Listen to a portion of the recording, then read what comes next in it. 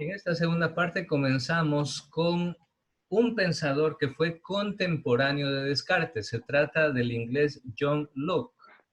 Este hombre contradecía el pensamiento de Descartes. Y él decía que no, que la razón, el pensamiento no puede ser la fuente del conocimiento. Y John Locke dice, más bien la fuente del conocimiento realmente es la experiencia. Es decir, tú nada puedes conocer si eso no ha pasado primero a través de tus sentidos. Te pregunto algo, ¿tú podrías conocer lo que es el frío si tú no tuvieras el sentido del tacto? ¿Verdad que no? ¿Tú podrías conocer lo que es el sonido de un piano, de una guitarra, si no tuvieras el sentido del oído? Pues no. Entonces, por eso John Locke decía, no, imposible. Si no tienes los sentidos, si no tienes la experiencia sensible, no puedes conocer nada. Entonces lo contradecía a Descartes. Mientras que Descartes decía, no, los sentidos te engañan, los sentidos son traicioneros, no te confíes de los sentidos, duda de los sentidos, decía Descartes. ¿Y saben por qué? No sé si les ha pasado cuando ustedes están en una carretera planita, larga, y ustedes ven al fondo el horizonte de la carretera, parece que estuviera mojada, ¿verdad? Y ustedes dicen, ¿cómo así? Ahí está mojado y acá donde yo estoy está haciendo tremendo sol. Y usted se acerca donde parece que está mojada la carretera y efectivamente nunca estuvo mojada. Fue solo una especie de espejismo. Entonces, fíjense, por eso Descartes decía, los sentidos te engañan, no te confíes de tus sentidos. En Mm, cambio, John Locke dice, no, dice, primero los conocimientos tienen que pasar por los sentidos. Bueno, ese es el pensamiento de este gran empirista inglés, por eso se llama empirista, porque para él la experiencia es la fuente del conocimiento. Miren esta frase de John Locke, una mente sana en un cuerpo sano es una descripción corta pero completa de un estado feliz en este mundo. Luego de John Locke vino Leibniz, y este es alemán, y afirma que para resolver el problema del conocimiento hay que establecer un nexo entre la razón y la metafísica. En cambio, él trata de conciliar, trata de que no se peleen Descartes y Locke. Dice, no, tranquilo, vamos a proponer algo como para que las dos teorías puedan servir para el conocimiento. Entonces, él dice que hay que lograr unir la razón y la metafísica. ¿Y qué es la metafísica? Lo que está más allá de lo físico. ¿Sí? El pensamiento, lo que está más allá de lo físico, las ideas, etc. Y bueno, como nos queda realmente corto el tiempo, les voy a pedir lo siguiente. Bueno, termino esta parte, luego los indico. Otras corrientes renacentistas que se dieron en aquel entonces fue el mecanicismo. Todo esto, repito, es parte del renacimiento que se dio en la humanidad, el renacimiento del pensamiento, del conocimiento. Y surgió, por ejemplo, la corriente mecanicista.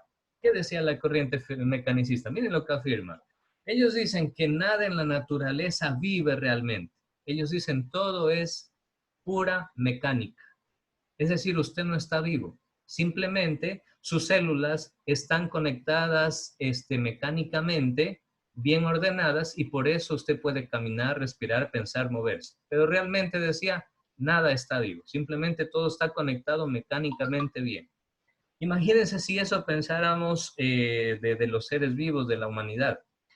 Si nosotros pensáramos que los seres humanos realmente no están vivos, sino que los seres humanos somos simplemente una máquina de carne y hueso, imagínense, nadie ni nada nos podría impedir que hagamos todo tipo de experimentos, incluso los más aberrantes con el cuerpo humano. Imagínense la manipulación genética, por ejemplo, tiene que, dentro del ser humano, en el campo humano, tiene que respetar unos límites morales, unos límites éticos. De lo contrario, al ser humano se lo estaría tratando como una cosa, y el ser humano no es una cosa, el ser humano es una persona.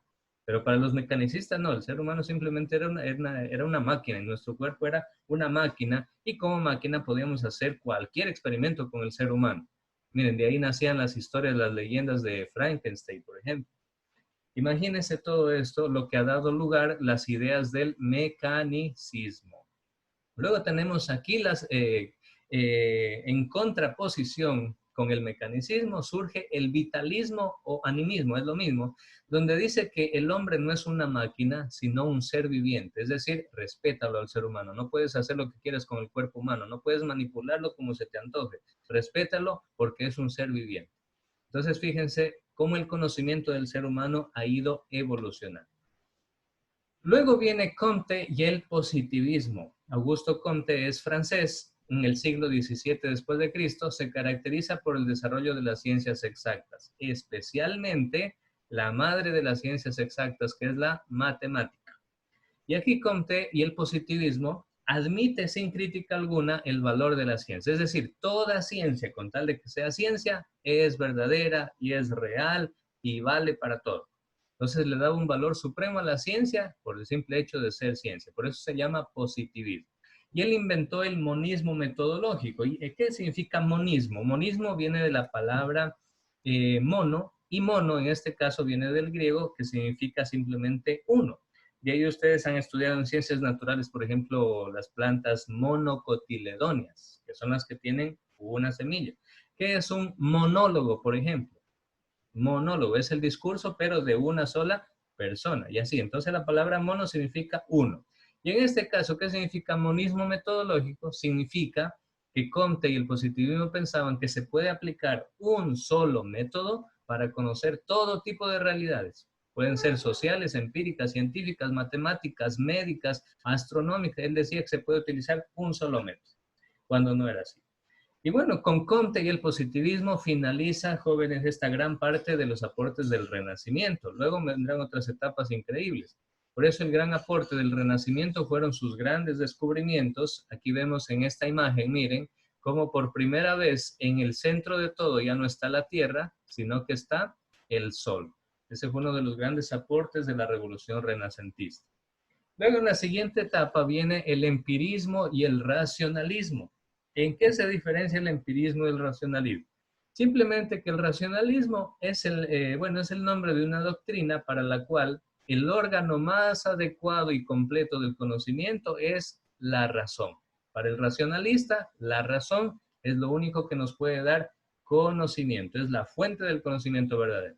En cambio, el empirismo es contrario al racionalismo.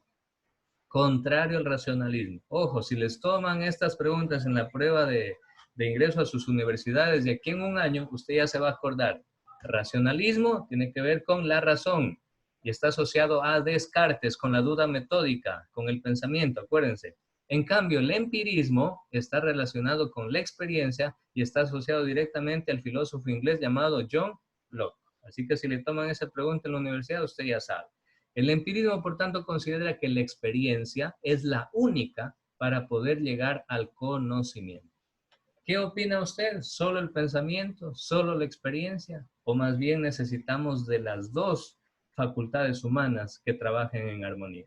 Cada uno puede sacar sus propias conclusiones. Luego, en la siguiente etapa, tenemos Kant y el conocimiento. Para Kant, en cambio, no encuentra el objeto como algo que está ya dado, ya hecho, sino que dice que es el ser humano. Somos nosotros lo que construimos el objeto en nuestra mente. Es decir, no existe la cosa en sí misma. No existe la cosa en sí misma. Por ejemplo, tengo aquí una tijera, por ejemplo. Tengo aquí una tijera. Kant dice, no existe el objeto, la cosa en sí mismo, sino que dentro de tu mente lo que existe es un fenómeno, es decir, una abstracción, una idea de este objeto que tú tienes en tu mente. Y esa era la concepción de Kant. Por tanto, para él es el ser humano, el sujeto, el que construye el pensamiento. Luego viene el materialismo dialéctico, sobre todo con Karl Marx. Es increíble la postura de Karl Marx porque hasta el día de hoy la vivimos en carne propia. Para ellos el materialismo es una forma de pensamiento filosófico como método para analizar la sociedad. Y ellos dicen que la tenencia de los medios de producción es determinante de todos los órdenes de la vida. Por supuesto, jóvenes. ¿Cuáles son los medios de producción? Son aquello que permite a una sociedad generar riquezas. Hablamos de la tierra, hablamos de las fábricas, de las industrias, de la ciencia, de la tecnología. ¿Sí o no, jóvenes? El que tiene ciencia, tecnología, el que tiene tierras, el que tiene fábricas, es el que tiene el poder. En una sola palabra. ¿Sí o no que es así? Pues bien, eso ya lo dijo Marx prácticamente desde el finales del siglo XIX. Entonces, Marx afirma de que quien posee los medios de producción son aquellos que determinan los órdenes de la vida y la forma de entender y de conocer el mundo. Y efectivamente así sucede. Bien, jóvenes, entonces así terminamos. Nos faltan estos 4 puntos. Por favor, en el PDF que les voy a enviar, ahí están esos 4 puntos también para que ustedes puedan completar la línea del tiempo. Es decir, su línea del tiempo va a tener hasta el momento 13 flechitas, ¿no? Con 13 épocas o años diferentes. Y aquí, más estas 4 de aquí, en total serían 17 flechitas, 17 épocas, 17 años, con 17 acontecimientos diferentes en la evolución del conocimiento. Profe, una pregunta. Por supuesto. Este, o sea, las que están ahorita en la diapositiva son después de la 13, ¿verdad? Correcto, muy bien, exacto. Sí. De hecho, ya les voy a facilitar también el PDF. Ahí les indico la página. La vez pasada leyeron el PDF del artículo científico de la página 1 a la 4, ¿sí o no? Entonces ahora nos toca leer desde una partecita de la página 4 hasta la página 8. Y con eso terminamos este tema que ha sido bastante filosófico. Luego ya vamos a ver otros aspectos más científicos y luego mediante Profesor, con las normas. exactamente, es una tarea o una actividad. Lo voy a calificar como actividad en clase, pero tranquilos que ustedes van a tener el tiempo de aquí hasta la próxima semana para hacerlo, ¿ya? Okay. Y se los voy a colocar en Edmodo como asignación para que Profe, ustedes puedan enviar la tarea como asignación. Sí, profe, entonces son 17 épocas en total. sí, prácticamente son Ah, ya. 17 líneas en el tiempo, ¿no? 17 épocas, 17 etapas en la evolución del conocimiento. Listo, jóvenes, creo que ahí, bueno, ahí termina.